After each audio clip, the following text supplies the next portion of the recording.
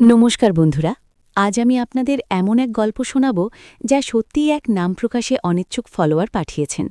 গল্পের প্রতিটি পর্তে লুকিয়ে আছে গভীর আবেগ, নিষিদ্ধ প্রেমের টানাপোড়েন আর এক অমোঘ টান।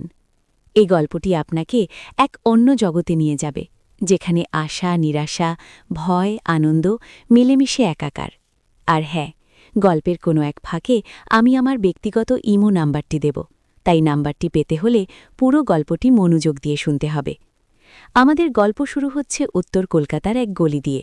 গলির শেষ প্রান্তে একটুখানি পুরনো ধাঁচের কিন্তু পরিপাটি একটা বাড়ি।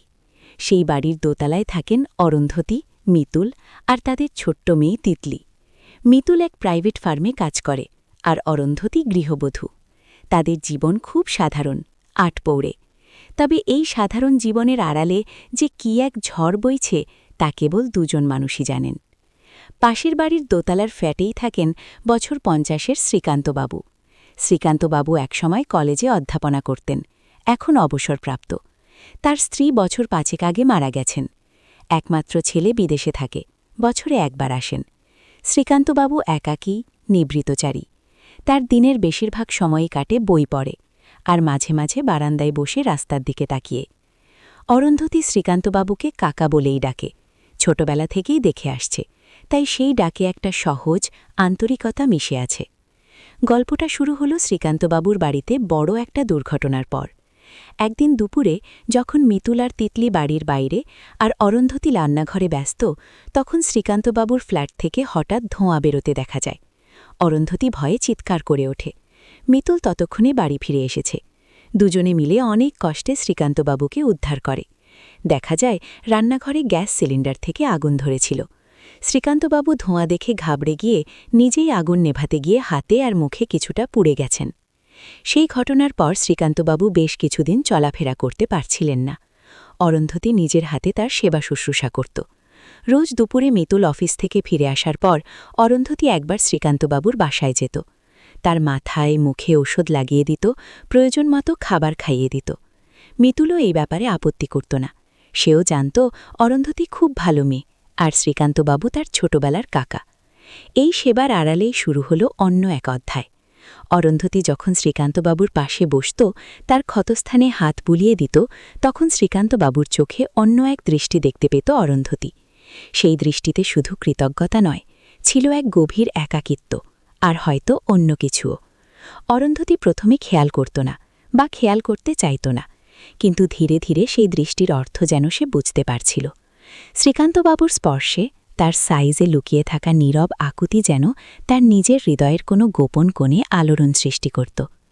এক বর্ষার দিনে মিতুল আর তিতলি গ্রামের বাড়িতে গিয়েছিল। শ্রীকান্তবাবুও তেমন নড়াচড়া করতে পারছিলেন না, অরুন্ধতী একা।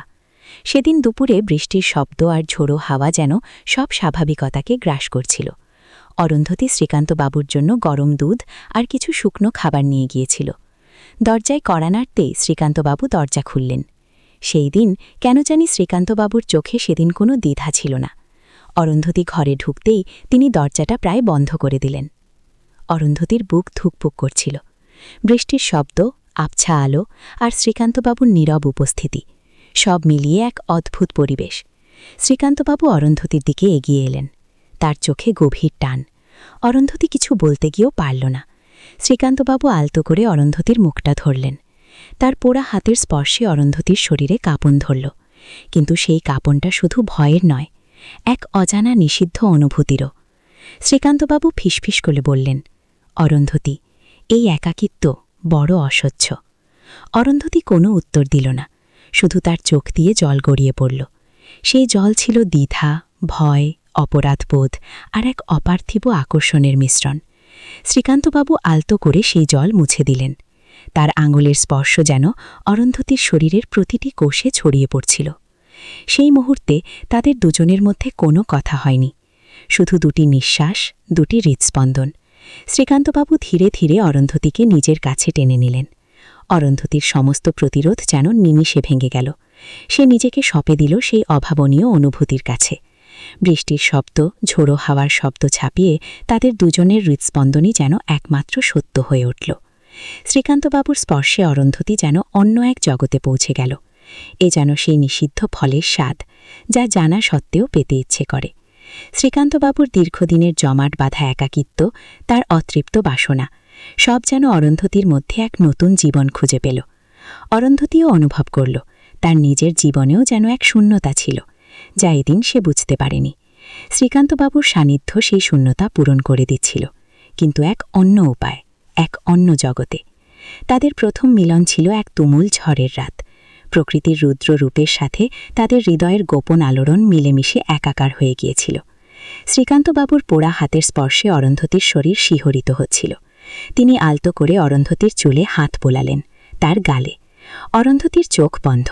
সে অনুভব করছিল শ্রীকান্তবাবুর প্রতিটি স্পর্শে যেন এক দীর্ঘশ্বাসের গল্প লুকিয়ে আছে। তারা একে অপরের চোখে খুঁজছিল কিছু, হয়তো মুক্তি, হয়তো আশ্রয়, হয়তো শুধু কিছুক্ষণের জন্য এই তীব্র একাকিত্ব থেকে নিষ্কৃতি। শ্রীকান্তবাবুর ঠোঁট যখন অরুন্ধতীর ঠোঁটে স্পর্শ করল, তখন যেন সময় থেমে গেল। সে এক অভূতপূর্ব অনুভূতি, এক নিষিদ্ধের হাতছানি। অরুন্ধতী নিজেকে সরিয়ে নিতে চাইল, কিন্তু পারল না। তার শরীর যেন শ্রীকান্তবাবুর শরীরের সাথে চুম্বকের মতো আটকে গিয়েছিল।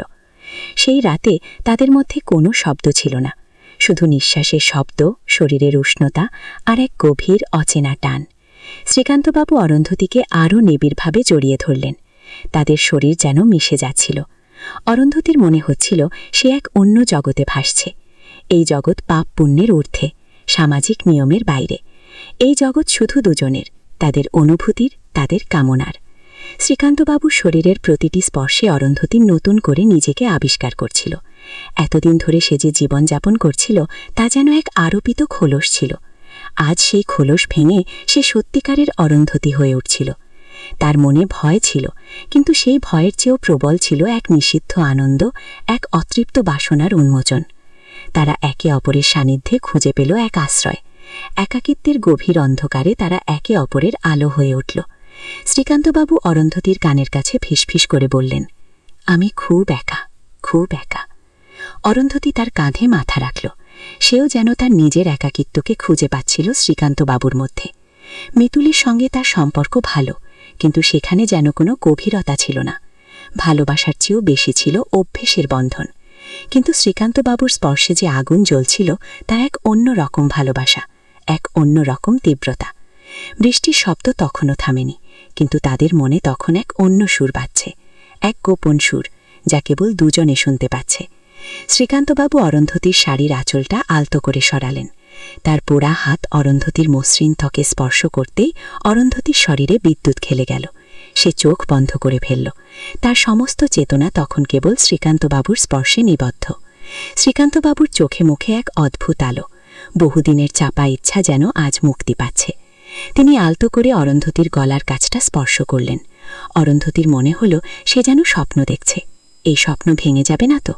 তারা একে অপরের নিঃশ্বাসে নিজেদের হারিয়ে ফেলল। তাদের শরীর মিশে যাচ্ছিল। এই মিলন শুধু শারীরিক ছিল না, ছিল দুই আত্মার এক গভীর টান। শ্রীকান্তবাবু অরুন্ধতীর মুখের দিকে তাকিয়ে রইলেন। তার চোখে ছিল এক গভীর তৃষ্ণা, এক অপার্থিব ভালোবাসা। অরুন্ধতীও তার চোখে দেখতে পেল সেই একই অনুভূতি। পরের কয়েকটা দিন ছিল তাদের কাছে এক নতুন অভিজ্ঞতা। মিতুল আর তিতলি ফিরে আসার পর সব আবার আগের মতো হয়ে গেল, কিন্তু অরুন্ধতীর মনে এক অন্য জগৎ তৈরি হয়ে গিয়েছিল। সে শ্রীকান্তবাবুর দিকে তাকালে তার মনে অন্য রকম অনুভূতি হতো। শ্রীকান্তবাবুও যেন অরুন্ধতীর চোখে সেই একই ছায়া দেখতে পেতেন। মিতুল যখন অফিসে থাকত, তখন অরুন্ধতী প্রায়ই শ্রীকান্তবাবুর কাছে যেত, কখনো চায়ের আমন্ত্রণে, কখনো বা কোনো বইয়ের জন্য। কিন্তু আসল উদ্দেশ্য থাকত ভিন্ন। তাদের দেখা হওয়া মানেই এক গোপন টান, এক নিবিড় চাহনি, যা সাধারণ চোখের আড়ালে থাকত। এক বিকেলে মিতুল আর তিতলি ঘুরতে গিয়েছিল। শ্রীকান্তবাবু বারান্দায় বসেছিলেন। অরুন্ধতী দেখল সুযোগ। সে শ্রীকান্তবাবুর ঘরে গেল। শ্রীকান্তবাবু দরজা বন্ধ করলেন। এবার কোনো তাড়া ছিল না, ছিল এক গভীর শান্ত আকুতি। তারা একে অপরের দিকে তাকালো। তাদের ঠোঁটে এক চিলতে হাসি। শ্রীকান্তবাবু অরুন্ধতীর হাত ধরলেন। তার স্পর্শে ছিল আগের চেয়েও বেশি উষ্ণতা। অরুন্ধতী তার দিকে এগিয়ে গেল। তারা একে অপরকে জড়িয়ে ধরল। সেই আলিঙ্গন ছিল অনেক দিনের অপেক্ষার, অনেক দিনের লুকানো অনুভূতির বহিঃপ্রকাশ। শ্রীকান্তবাবু ফিসফিস করে বললেন, তুমি আমাকে বাঁচিয়েছ অরুন্ধতী। অরুন্ধতী তার কপালে চুমু খেলল। আপনিও আমাকে। তাদের ঠোঁট আবার মিলিত হল।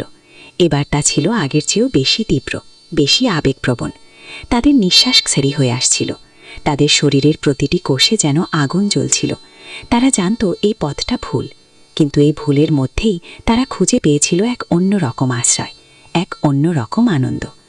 হঠাৎ দরজায় কড়া নাড়ার শব্দ। মিতুল এসে গেছে। অরুন্ধতী আর শ্রীকান্তবাবু দ্রুত একে অপরের থেকে সরে গেল। তাদের চোখে মুখে একরাশ ভয়। অরুন্ধতী দ্রুত শাড়ি ঠিক করল, শ্রীকান্তবাবু নিজের জামাকাপড়। দরজার কড়া তখনও পড়ছে। অরুন্ধতী দ্রুত দরজা খুলল। মিতুল হাসি মুখে দাঁড়িয়ে। কি ব্যাপার, এত চুপচাপ যে? অরুন্ধতী কোনো মতে হেসে বলল, কিছু না, শ্রীকান্ত কাকাকে দেখছিলাম। মিতুল ভেতরে ঢুকল। শ্রীকান্তবাবুও স্বাভাবিক হওয়ার চেষ্টা করলেন, কিন্তু তাদের দুজনের মনেই তখন এক অন্য ঝড়। এই গোপন প্রেমের ভবিষ্যৎ কি? এই ভুল তাদের কোথায় নিয়ে যাবে?